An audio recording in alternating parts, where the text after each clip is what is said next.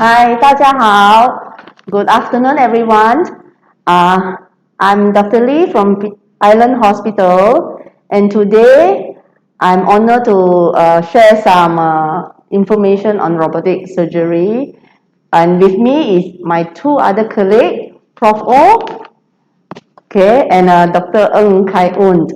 Okay, three of us going to talk to you about the recent technology in total knee replacement. I will start with my talk first, and I'll be talking to you about what is total knee replacement. And Dr. Ng later will further elaborate more on the robotic surgery, and Prof. Will actually summarize the whole thing. Okay, I'm going to start my slide soon.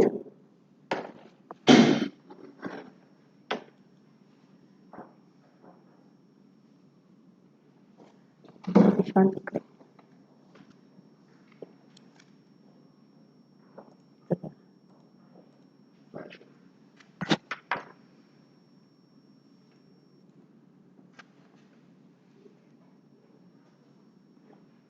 Okay, as you can see, okay, there are three of us today. Okay, before I start, I just want to let you all know a very brief idea, okay, what we mean by total knee replacement. It's actually a surgery to replace the damaged knee joint due to degeneration. And as we know, when we age, our knees suffer from a condition called osteoarthritis. Basically, it means the wear and tear inside the knee joint causes direct bone and joint friction, and this will eventually causing pain during movement of the knee joint. And this is a very quick x-ray showing what we mean by osteoarthritis. Basically, what it shows is a narrowing of the joint line. At the same time, you can see some deformity, okay? The leg is actually pointing inward, we call the bow leg. And the surgery usually we advocate is actually total knee replacement. And why we actually suggest total knee replacement for patients that suffer from osteoarthritis? There's a few very important objectives, okay? First of all, of course, we want to heal your pain, okay? The knee replacement will eventually heal the pain. And more than that, not just pain, we want to restore your mobility, and with that, we restore the function. At the same time, some patients maybe argue that I don't have much pain, but why should I go for the surgery? So of course, there's more than just the pain, okay? At the same time, we also correct the alignment, and by correcting the alignment, we actually hopefully can prevent further damage to other joints, such as the spine and the ankle. And who are the people who need total knee replacement?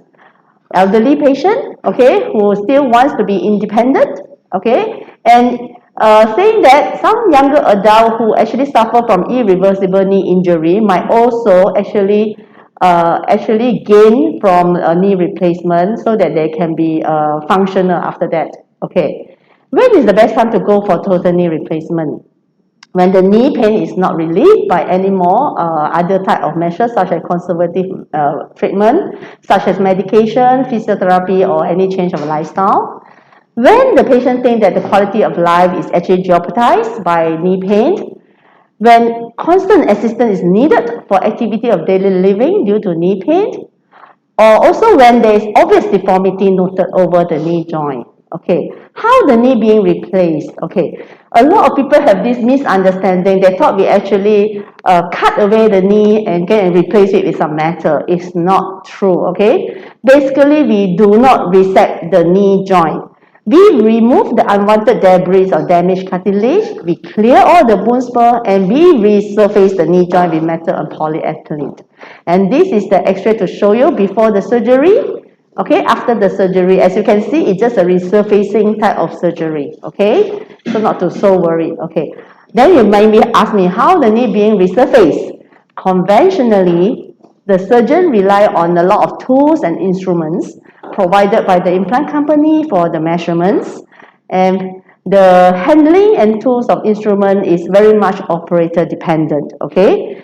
Measurement, we use the same tool and instrument may eventually end up with different measurement by different doctors, and the result of surgery may be different due to potential outlier of the measurement. And this is a picture to show you, okay, how many instruments and tools we actually need to use during a knee replacement surgery. there come why today's topic, okay? The recent advance in total knee replacement, instead of all the tools and instruments now, we are going into the era of robotic surgery. This is a picture to show you how the robotic surgery look like, the machine, okay? And what does the robot do? Okay, the robots actually help us in a few ways, okay? First of all, they give us a very objective measurement. They also provide us with a 3D visualization of the joint and bone. And with that, we can actually navigate all the bone cuts that we cut. And at the same time, we can achieve a better tissue balancing and hence the patient's safety is actually guaranteed, okay? This is a screen, okay, where the measurements are made, as you can see. And you might also wonder, how does the robot actually know about all these measurements, you know, how they actually come to the data? Okay, basically the doctor will actually need to upload some image prior to surgery, such as an x-ray of the patient, as I show here, okay, this is a way to do the x-ray. And during the surgery, the doctor will also need to register a few landmarks of the patient's knee. And from all this, the robot finally obtains most of the data needed and to structure a 3D image of the patient's knee. And then the robot will also interact with the surgeon by using some infrared technique, as you can see. Okay, we have to put some marker, okay, in the knee so that we can actually interact with the robot. So, I know public might ask, okay, does it mean that now the doctor can actually sit aside, relax and drink a coffee while the robot is doing the job? Again, this is not true at all, okay? During the surgery, the surgeon is the main person to execute the operation, not the robot. The robot is only used for navigation and also it helps us to prevent outlier. It helps the surgeon to make sure the surgery is done with precision and accuracy. So, as a summary, what are the advantages of robotic TKR? Okay, it probably can give you a smaller wound. You have less tissue handling because now the robot actually can give you a 3D picture. Okay, you don't have to actually manage all this measurement with a raw eye.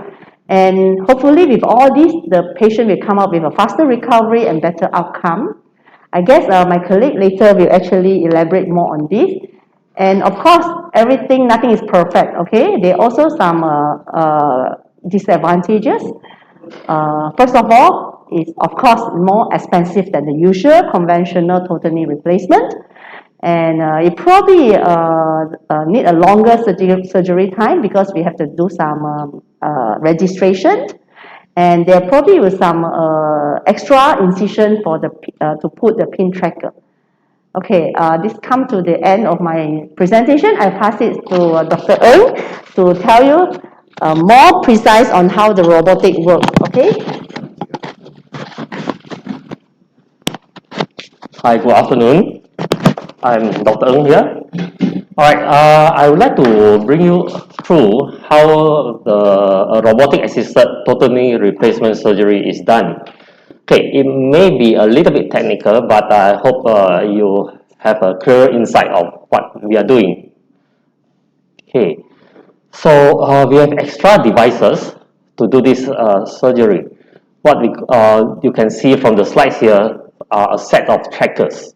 So what does trackers do? So we put these trackers on the bone, as you can see on the screen, and we have an extra monitor at the background in the operating theater. This monitor has a set of sensors on top of it so that it can sense the movement of these trackers. So when the surgeon moves the knees, the computer will be able to tell the position and the alignment of the knee.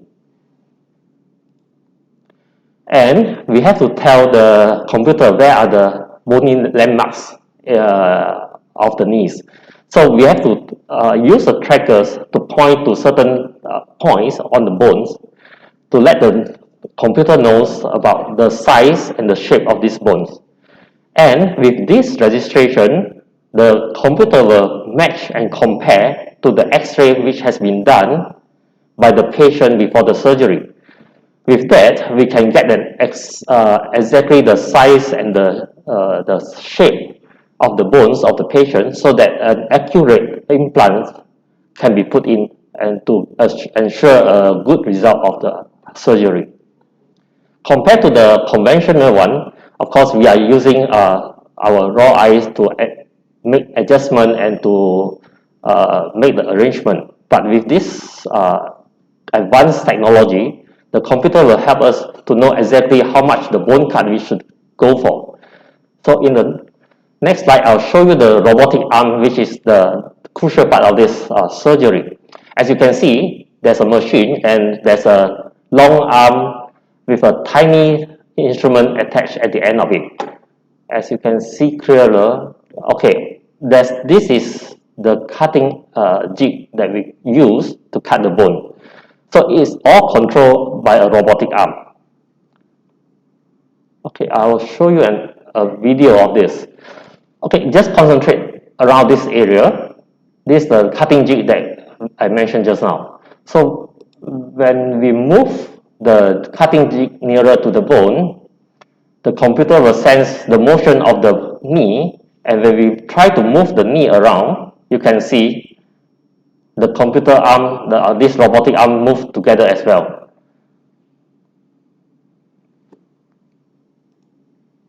Okay, again, the screenshot from this, all the bone point registration, and the computer will be able to tell us how much exactly we are cutting from the bone. Again, as Dr. Lee mentioned just now, we are not cutting a lot of bone, but just usually around 10, 11 mm. So from the computer, they will tell us, okay, exactly how much to cut from the bone. And the accuracy of this computer navigation can go up to 0.1 millimeter precisely. And we can see from here, the computer will be able to tell us the alignment of the knee. If you just look at this, on the left is the pre-operation knee. So the knee is bent at about 10 degrees. And what we want to achieve after the surgery is exactly straight alignment with 0 degrees. So with that in mind, we can plan our surgery. So if I were to show you what the planning is actually about, sorry. Okay, you can see we can adjust accordingly to what we want, and we can even turn around to have a clearer 3D views of the knee before we start to cut.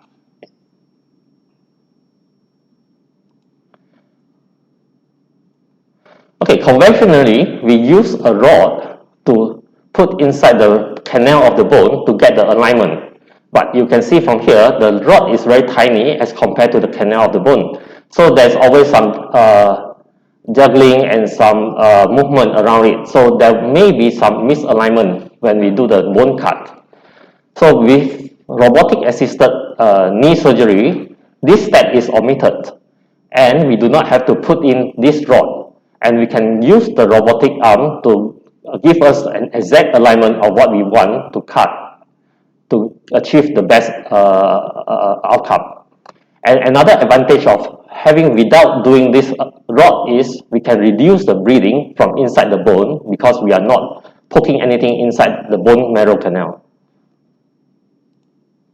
Okay, as you can see on the left is what we desire from a total knee replacement. We want a good alignment and a balancing knee, both inner part and the outer part of the knee. However, at times, without any robotic assisting, we may have some errors. Of course, as human, we do have some human errors, and sometimes we do get some unfavorable outcome from the X-ray, which may affect the outcome of the surgery. So this is on the right side. This is what we do not want to see after the surgery. Okay, I would leave you with an exact surgery that we have done recently to show you how the robotic arms come into play during this surgery. As you can see, the robotic arms move on its own, and it comes nearer to the surgical field, and with the help, sorry, I prayed again. Okay, the robotic arm will come nearer to the surgical field and it will get the best alignment as we plan before we start cutting the bone. Okay, with that, I'll pass to my colleague, Professor O, to further elaborate on this surgery. Thank you. Thanks. Right. Thank you, Dato Lee. Thank you, Dr. Ng. My name is Kim Soon, and I'd like to just sum up today's short talk. We first realized about the need for an improvement in techniques when it comes to knee surgery roughly about 15, 20 years ago. And about 5 years ago, I was invited to Beijing to actually discuss on implant designs and on implant requirements. And we find that currently implants are actually almost at the pinnacle of development. I mean, in terms of materials, in terms of outcomes, in terms of design, they were getting more and more normal. So attention all over the world became focused on the technique itself. I mean, there's only so much that biomaterials can bring you. So eventually, you also need to see in what way we can enhance techniques in surgery. And so we come to robot-assisted TKR. This is not the flavor of the year. This is not a new flash in the pan. This is not. This is actually a well-documented, well-researched, painfully worked through process which first began in London in Imperial College way back 23 years ago. And from there, the French took over in Grenoble and they added navigation. Now, these were very, very early devices. These were devices that were more research oriented than clinically applied. And I would say, roughly, when it came to the 2000s, the knots, Kassel University in Germany started using it clinically. But yet again, mass acceptance only came in after South Korea stepped into the large way with the RoboDoc, which, by the way, is an American machine. And then came the advances in software where you can cram in a lot of computing power into a small portable platform. And then you have Omnibiotics, which came in with bone contouring. It's still being used today. The Mako came in and made waves because this was the first machine to incorporate haptics, where you can actually sense vibration and have soft tissue protection. The Smith & Nephew Navio came in with image-free contouring and, of course, a very light platform which was portable.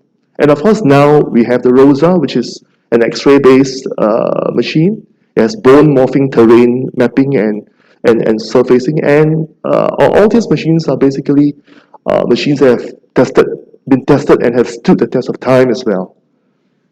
And when you have such machines being used and when you have such resources being poured into work and when you have such interest garnered worldwide, there has to be some evidence, or else we cannot go on. After all, medicine is all about trying to get peer-related evidence. And here we are with this very, very comprehensive study from UCLH, London, showing how the robotic-based surgeries actually does translate into a much shorter hospital stay. This is in the realm of about 75 hours, which is about 3 days plus. And this would be, again, a summation of the results, how a robotic arm-assisted TKA actually translates into a faster recovery and resumption of leg activity. After all, this straight leg raising is so important when it comes to recuperating after knee surgery. I will not try to bore you too much with too many academic nonsense, but certainly both robotic and conventional TKAs are reliable. But the very fact that the theoretical superiority in alignment and axial correction, as well as lower blood loss, may actually lead to a marginally better clinical outcomes. And when it comes to patients' safety and patients' outcomes, we will take all that's been given to us. Lastly, This being this year's paper, I think this is a basic meta-analysis, compilation of many studies and many techniques, and trying to give a summation of what it is all about. So we do know that there is promise in this horizon, and we do know the amount of interest that it has generated. I couldn't resist showing you a photo of my newest assistant. This is our surgery being done. So to conclude and to summate what my esteemed colleagues have actually tried to share with us in the past half an hour or so, we're not at all decreasing the importance that conventional TKR is. Conventional TKR remains the gold standard globally, and as well as, of course, here. More so when it is performed by surgeons who are experienced and surgeons who are established. At the same time, we feel that robotic arm-assisted TKRs actually constitute a useful addition to our gamut of choices when it comes to treatment. And regardless of what we do, regardless of whether it is conventional or it is robotic, our goal remains the same. All surgeons would like the patients to have treatment safely and to have a successful outcome. We'd like to have an outcome where things are restored to a semblance of normalcy and to a minimum of function, comfortable to the patient, and commensurate with the patient's needs as well. So with this short discourse, I thank you, and I'll pass the mic back to Dato Lee, Dr. Ng. Any last comments? I hope that after listening to all of us, you probably have an idea, at least, about robotic total knee replacement. And I'm glad to say that, Island Hospital, currently we are having that machine. So if you have further query, you can actually visit us, and probably we can give you a clearer picture. Okay. If there's no any other question, I'll probably end this session. And thank you for listening to us, and bye.